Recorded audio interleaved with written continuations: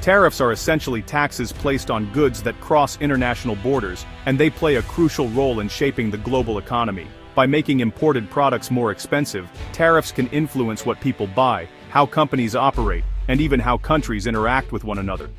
Governments often use tariffs to protect their own industries from foreign competition, giving local businesses a better chance to grow and thrive. But tariffs are also powerful bargaining chips in international negotiations, used to pressure other countries or respond to perceived unfair trade practices. When a country imposes tariffs, imported goods become more expensive, nudging consumers toward local alternatives. This can boost domestic production, but it can also limit the variety of products available, and sometimes lead to higher prices overall. The story doesn't end there. Countries affected by tariffs often retaliate by imposing their own tariffs, sparking what's known as a trade war. This tit-for-tat escalation can disrupt global supply chains, slow down international trade, and strain diplomatic relationships between nations. For multinational companies, sudden tariffs can mean lost profits, unexpected costs, and tough decisions about where to manufacture or sell their products. Companies like McDonald's, which rely on global supply chains and international markets, may have to rethink their strategies or even relocate operations. For everyday consumers, tariffs can translate into higher prices at the checkout counter and fewer choices on store shelves. The impact is often felt most by those who rely on imported goods for their daily needs. Trade wars can fracture long-standing alliances, create uncertainty in global markets, and make investors nervous. The ripple effects can be seen in fluctuating stock prices, shifting currency values, and changes in investment flows, all of which move the world further away from the ideals of free trade.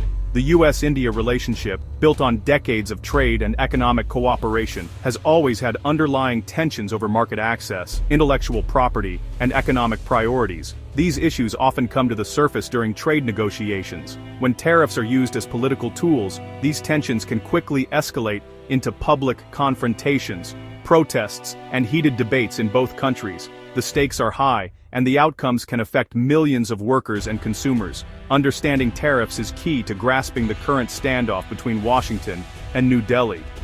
It's a complex issue that goes beyond simple economics, touching on national interests, security, and the future direction of global trade. It's not just about economics, it's about national pride, the desire for self-reliance, and the ongoing struggle to maintain a balance of power in an increasingly connected world. The decision to impose a tariff is rarely simple. It's a strategic move in a high-stakes game, where every action can have far-reaching consequences for economies, businesses, and ordinary people. The ripple effects can reshape entire economies and business landscapes, as companies like McDonald's are now discovering in India. In the end, tariffs are more than just taxes. They are powerful tools that can change the course of international relations and everyday life. In August 2025, the US, under President Trump's administration, announced a sweeping new set of tariffs on Indian goods, with some rates soaring as high as 50%. The official justification was India's ongoing trade with Russia, which Washington claimed undermined global sanctions. The move sent shockwaves through diplomatic circles and rattled the already delicate balance of US-India relations, raising concerns about the future of economic cooperation between the two countries. India swiftly condemned the tariffs, calling them not only unfair, but also a direct threat to the long-standing partnership between the world's two largest democracies. Indian officials warned that such aggressive measures could have far-reaching consequences, both politically and economically. Rather than respond with counter-tariffs, Prime Minister Modi took a bold and unconventional approach.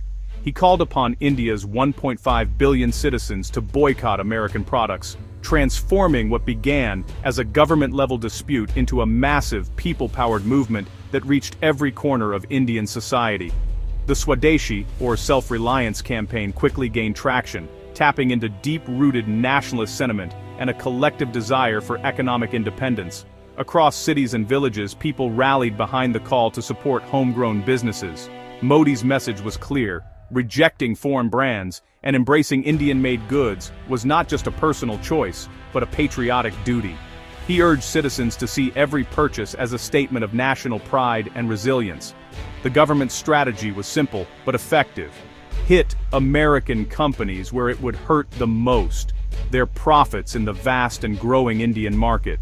US brands suddenly found themselves at the center of a consumer backlash.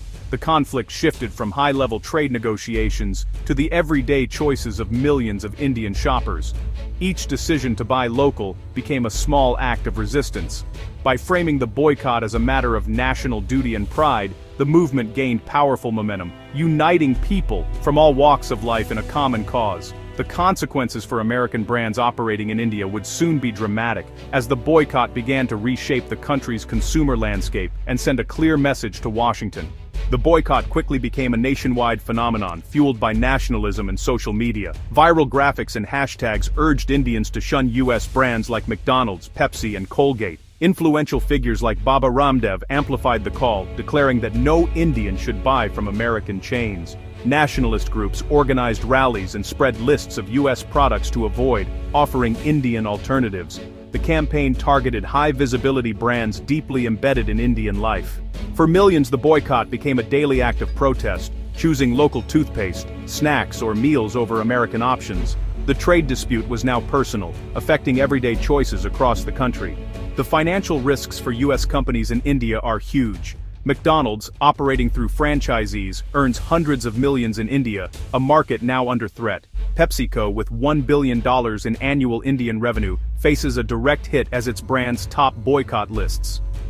Colgate-Palmolive, with a dominant 43% share of India's oral care market, is especially vulnerable.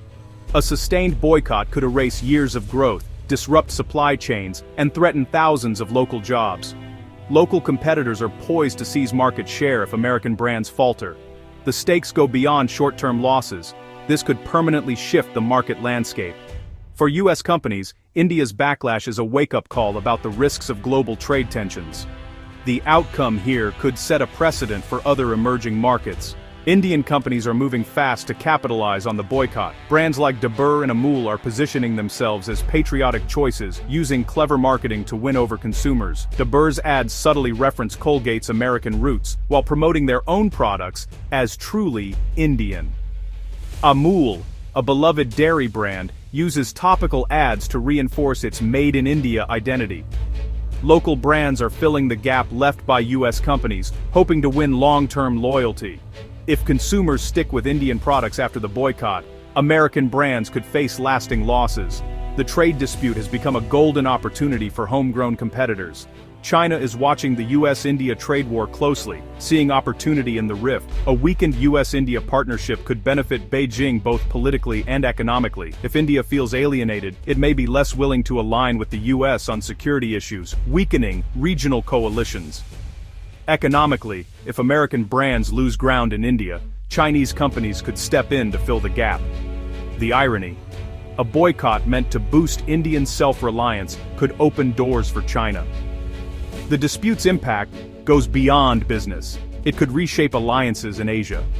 As the US and India clash, China stands ready to exploit any opening. The boycott is a uniquely Indian phenomenon, not a pan-Asian movement. There's no evidence of similar boycotts in China or other Asian countries. The Swadeshi campaign is rooted in Indian politics and history, not easily exported elsewhere. In other Asian markets, US brands like McDonald's continue business as usual. The crisis is severe, but contained to India. For American companies, the challenge is to manage the fallout in India without sparking wider backlash. The fire is local, not regional. Understanding this helps gauge the true scale of the threat. The future for U.S. brands in India is more uncertain than ever, and much will depend on how the ongoing trade dispute between the two countries unfolds in the coming months. The situation is complex, with both governments weighing their options and businesses caught in the crossfire. Even if officials eventually resolve their differences at the negotiating table, the recent boycott has already left a mark on consumer habits.